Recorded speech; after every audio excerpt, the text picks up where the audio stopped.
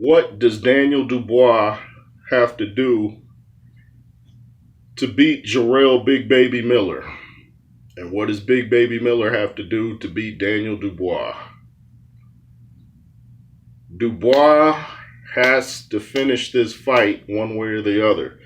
Even if it's not going his way, he has to go out on his shield. His career depends on it. It depends on it. He's been labeled as a quitter. I like the dude.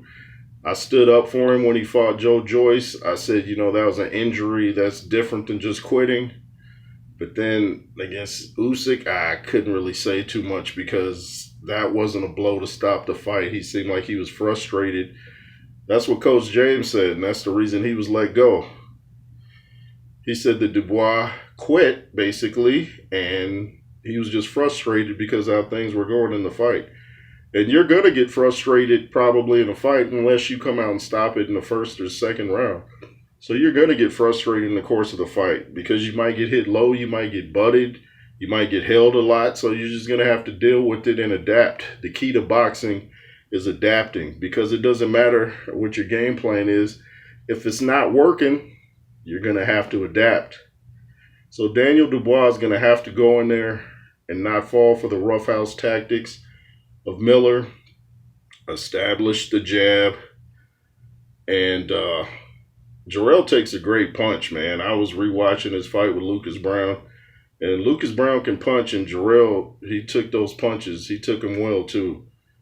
But Dubois is a harder puncher than Lucas Brown.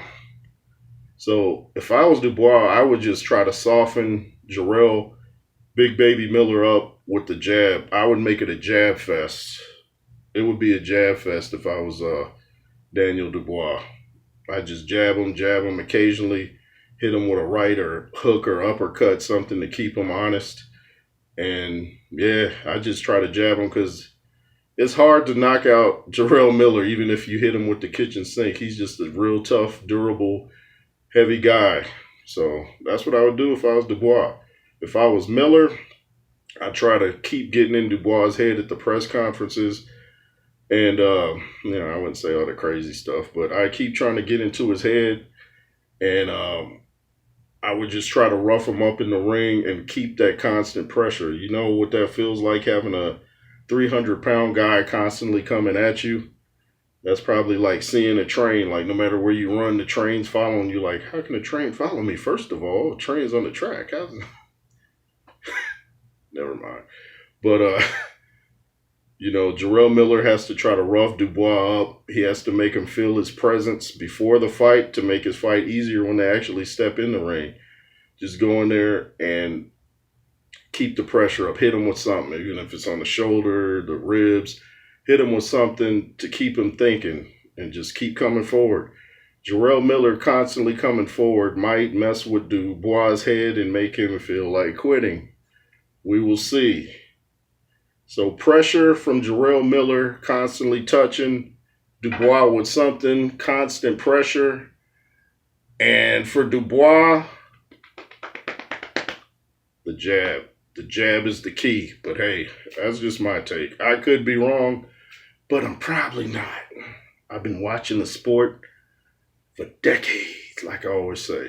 But yeah, these fights aren't really complicated, especially at heavyweight. But I hope to see some combos in this Dubois Miller fight. I like to see how both guys respond to combinations. But that's just me. Anyway, it's the J. Roos Theory. Make sure to comment, share, subscribe, all that stuff. LSR forever. Be fearless. Yay.